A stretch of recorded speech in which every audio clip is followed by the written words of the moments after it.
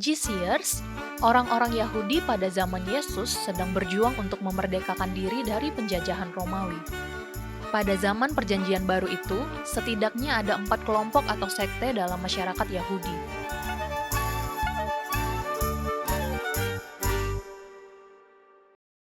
Pertama, orang Farisi yang memegang teguh aturan hukum Taurat. Kedua, orang Saduki yang sebagian besar menjadi imam di Bait Allah. Mereka termasuk golongan orang kaya dan berkuasa di Yerusalem. Ketiga, kaum Eseni, kelompok ini tidak tercatat dalam kitab suci, adalah semacam kelompok pertapa yang mengasingkan diri di wilayah gurun. Mereka menghindari kehidupan duniawi. Terakhir adalah orang-orang Zelot. Mereka memiliki harapan Mesias datang dan memulihkan Israel. Mereka adalah kelompok teroris yang mengambil setiap kesempatan untuk membunuh orang Romawi dan pendukungnya. Sebenarnya orang Yahudi memiliki beberapa pengalaman soal penindasan oleh bangsa asing.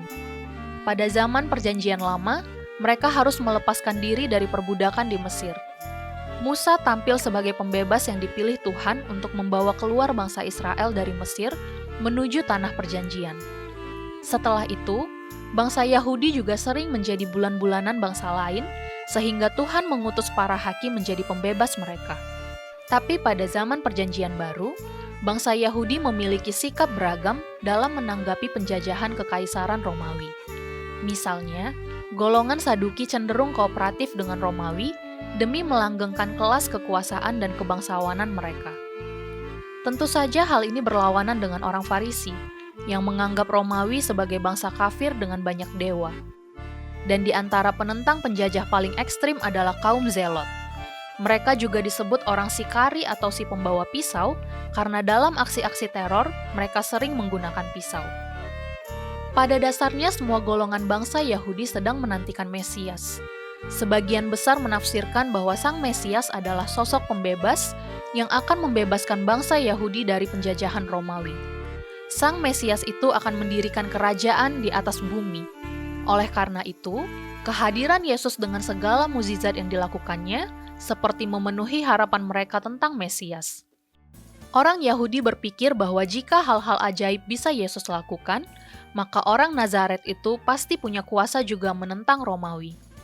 Pada kenyataannya, di antara ke-12 murid Yesus juga terdapat orang-orang yang termasuk dalam golongan penentang penjajah Romawi. Ada beberapa ahli sejarah Alkitab yang menyebut Yudas Iskariot sebagai orang Zelot. Nama belakangnya Iskariot dipercayai memiliki padanan kata Sikari, yang berarti pria pembawa belati. Gelar ini disematkan pada sekelompok garis keras dalam golongan kaum Zelot, yang membawa pisau setiap mereka melakukan aksi kekerasan. Tetapi murid yang Yesus jelas berasal dari kaum Zelot adalah Simon orang Zelot, Matius 10 ayat 4. Beberapa sumber sejarah pendukung Alkitab menyebutkan bahwa Simon orang Zelot telah meninggalkan prinsip dan doktrin Zelot ketika ia menerima pengajaran Yesus. Di sisi lain, ada tafsiran yang menyatakan bahwa Simon masih memiliki kebiasaan membawa belati kemanapun ia pergi. Hal tersebut dikaitkan dengan perbincangan pada perjamuan terakhir, ada murid yang berkata pada Yesus, "Lihat Tuhan, ini ada 2 pedang."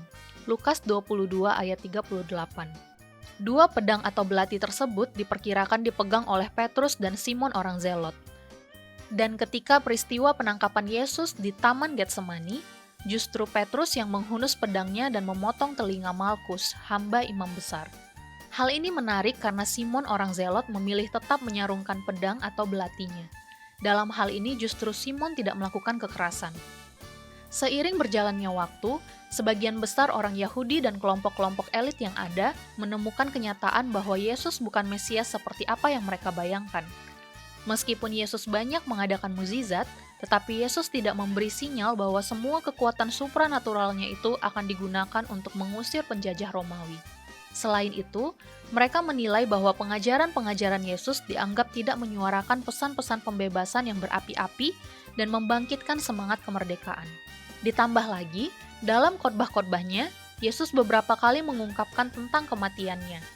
Hal ini yang mungkin membuat Yudas Iskariot frustasi lalu ia mengkhianati sang guru.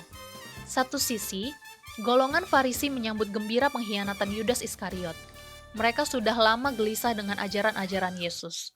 orang Farisi yang mengklaim diri pemegang utama kemurnian ajaran agama dan adat Yahudi, sudah lama ingin menghancurkan Yesus dan ajarannya. Demikian pula kaum Saduki sebagai pemegang jabatan imam di rumah-rumah ibadah, tentu ingin tetap mempertahankan kekuasaan spiritualnya.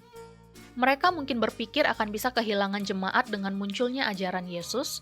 Selain itu, fanatisme pengikut Yesus bisa membuat hubungan dengan Romawi terganggu. Padahal Saduki dan Romawi sudah memiliki hubungan baik selama ini. Kemudian, kelompok-kelompok elit itu berhasil mempengaruhi rakyat bahwa Yesus bukan Mesias harapan mereka. Puncaknya, kelompok-kelompok elit itu berhasil memprovokasi massa sehingga mereka memilih pembebasan Barabas daripada Yesus. Matius 27 ayat 26. Mereka pikir pemimpin pemberontak itu lebih masuk akal dalam melakukan aksi menentang penjajahan Romawi. Dengan demikian, mereka kehilangan kemerdekaan sejati yang dibawa oleh Yesus. Kemerdekaan dari kuk dosa sehingga memperoleh keselamatan kekal. GCers, belenggu apa yang mengikatmu saat ini? Sudah berapa kali Anda ingin lepas namun merasa tak mampu? Kami rindu berdoa agar Anda mengalami kemerdekaan dari masalah Anda. Mari hubungi Sahabat 24 di nomor berikut ini. Anda diberkati dengan fakta Alkitab kali ini? Tuliskan di kolom komentar pendapat Anda ya. Saya juga mengajak Anda untuk menjadi berkat bagi Indonesia dengan memuridkan generasi bersama CBN Indonesia. Caranya dengan donasi melalui scan QR Code dan berikan kode 010 di akhir nominal donasi, atau melalui link yang ada di deskripsi.